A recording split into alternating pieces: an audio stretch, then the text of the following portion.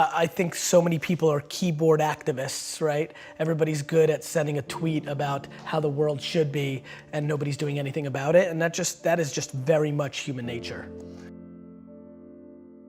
We've gotten soft as a culture. Yes. You know, I mean, of course we've gotten soft as a culture in the US because the US has had an incredible 200-year run, right? Like this is just what happens. You know, so as a culture, you know, I can't speak for, you know, people that live in the Amazon River, and I can't speak for, you know, people that still live in Belarus, but the American culture is soft, and that's a great thing. That means there's been enormous amounts of prosperity, but let's not be naive. I mean, people literally complain when somebody gives them the wrong amount of like extra cream in a Starbucks $6 coffee.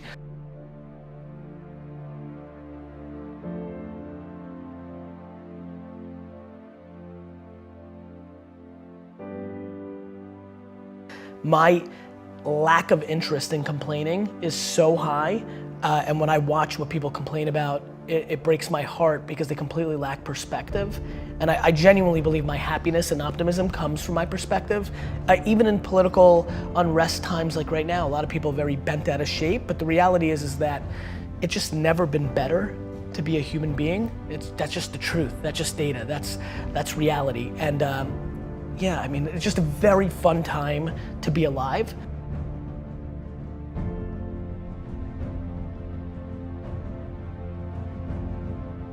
And I think the way people look at the world right now, because it's such an incredible time, is actually the quickest tell to who they are. If you think it sucks or it's bad, you have losing, pessimistic DNA. And if you think it's awesome and phenomenal, you have optimistic, winning DNA. And I believe that to be true. And so that's where we're at. We're beating ourselves up. Like everybody sucks at something, right? Like we all have shortcomings and we all have strengths. And for me, it's like, why don't we just audit that? Like, why don't we just look at it that way and be like, all right, well, I'm good at this, but I'm not good at that. Like, and then I only focus what I'm good at, right? Like, I don't dwell that I can't fix shit around the house. I call somebody to fix it. Like, I'm not a man, I don't give a fuck. Like, you know, I don't get it. Like we all, like, I also think it's awesome that I'm so emotionally stable and I'm the emotional backbone of everybody. Is that what a dude's supposed to do? Like these cliches, these stereotypes, they're so silly. I'm fully in love with myself. But I'm also fully in love with everybody else too, right? It's not like it goes both ways. Like I tell people to buy into me, that work for me, it's because I buy into them first. Like I don't need anybody to gain trust with me. It's there. Like I believe that the human race is so grossly underrated. We are good. Of course we have some bad, there's fucking 7 billion of us. But like when you look at our net score, it's bonkers shit. Like, do you know how much damage we could be doing to each other on an hourly basis and we don't? Like we're still here. Like we won. We're the alpha being and we've figured out how to stay together. This is insane when you think about it. And yet everybody wants to dwell on like somebody said something mean.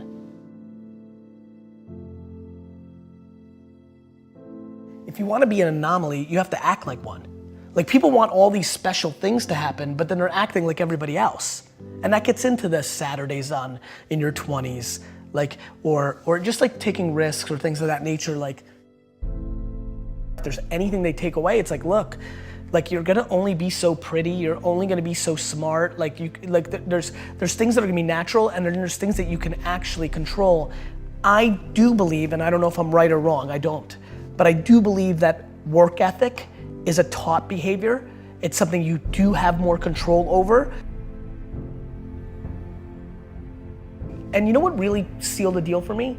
Getting healthier. I was 38 years old and it didn't come natural to me. Like it didn't come natural to me at all. I hate the gym. I hate it now. I hate it, I don't like it, I don't want to do it. But I knew it was important. And somewhere around midway through being 38 years old, I got serious, I figured out my system, I made the financial commitment, and I've won, right? And I'll never lose again because the system was I needed to be accountable to another human being. So it was about Mike and now Jordan and whoever else is my trainer. I'm doing it almost weirdly more to not let them down. I feel like there's a shift that can make people work harder. The big one that I push is you're gonna die. Like if you're like to me, life is broken down into complaining and not. So if you're not complaining, well then I have no advice for you. I'm pumped.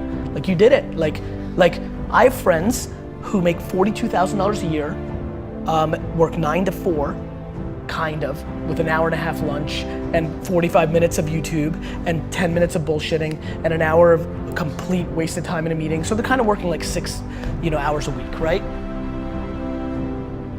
But they're pumped. And they text me, these are high school friends, and they'll text me like how happy they are to be the coach of their kids' baseball team. And like that's amazing. Like that seems very obvious to me. That's right. You know what's super weird? I'm actually weirdly envious. It sounds cool, like in theory, right? Grass is always greener, right? Like far less pressure, like all that time with my kids, oof, that would be cool. Like there's just like all these things that I can justify.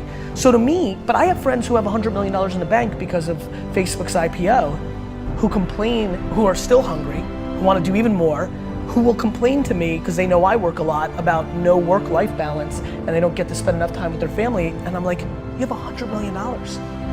Like you could stay home, like you're in control. Like don't complain about it. You've made that choice. Don't bullshit me. Like you want to spend more time with your family? Spend more time with your family. I'm trying to be very careful about what I'm saying versus what I'm doing, because that's how you get exposed. And I don't mean like people calling you out and being like, you suck. I mean to yourself. I don't want to be exposed by myself.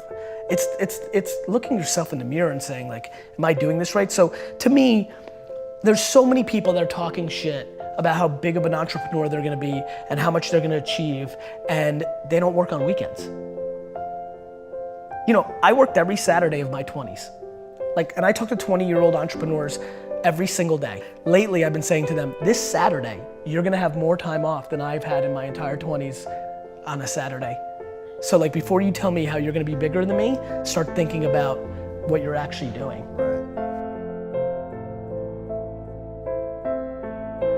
I'm careful to not give advice that I know is uniquely something that I was gifted with. How do I tell you that, oh, here's how it actually works? And it almost started happening, it didn't happen. I actually get goosebumps, real heavy goosebumps when I hear something that I know feels right. What's the advice there? Hey, Johnny, start getting goosebumps. There's certain things that I can't talk about because I know they're not practical. They're intuitive to me.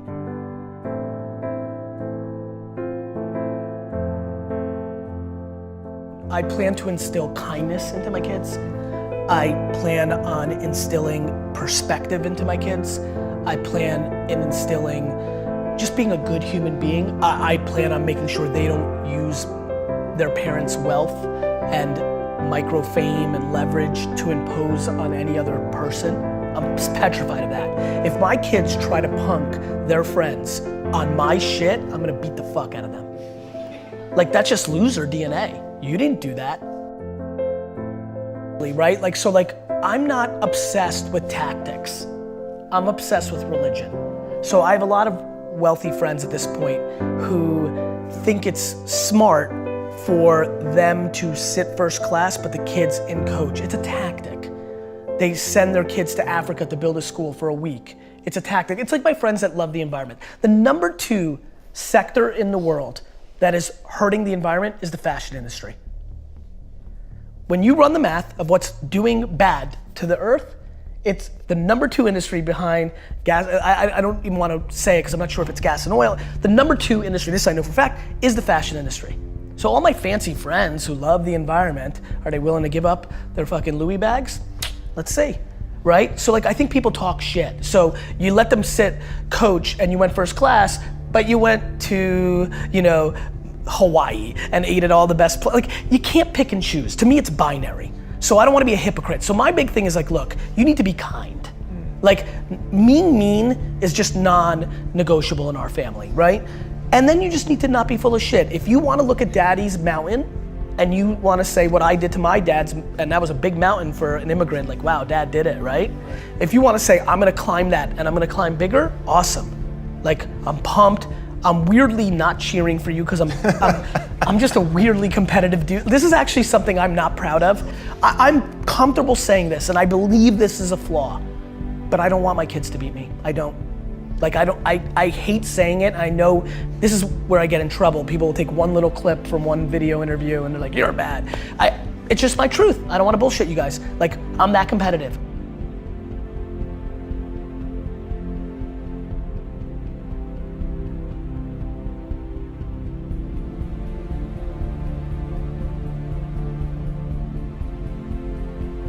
I just want them to be all in on them, right? Like, I don't need them to be an entrepreneur. I don't need them to make me proud. They don't need to go to Harvard. They don't need to do shit. They need to be themselves, all in, and they need to be kind, and I'm good.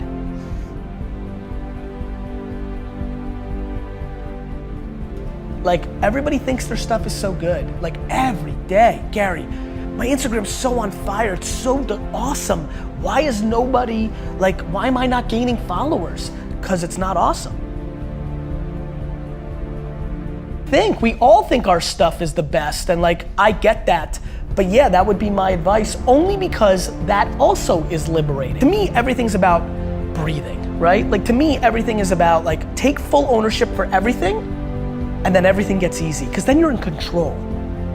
And then learn how to love to lose. I think that's how entrepreneurship, that's how life is. We all have losses. And so I like losses. I love adversity. I like the climb. I like the chip on my shoulder. I like when people are like, oh, I knew it, he's not that good. That is like I'm even weirdly scared as I continue to ascend and I'm getting popular and what do you say, the marketing leading, like as people start putting these words in front of my name, I'm like, am I gonna sabotage myself to like recorrect this? Like, I like adversity. So yeah, all on me. You know, I enjoy losses. Now all of a sudden, like what? You become completely invincible. I feel invincible. I really genuinely, outside of the health of myself and 20 people, feel 100% invincible as a person. I know what my intent is.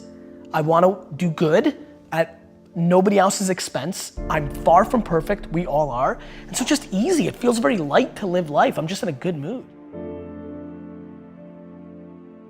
Home. And I think modern day parents and most parents do not do that. I think they focus on dumb shit like grades because they are insecure and they want to put the bumper sticker that their kid went to, you know, Stanford. Like, it's real fucked up when you really think about what's actually happening. So much of it is misery loves company, or people reflecting of what's inside of them.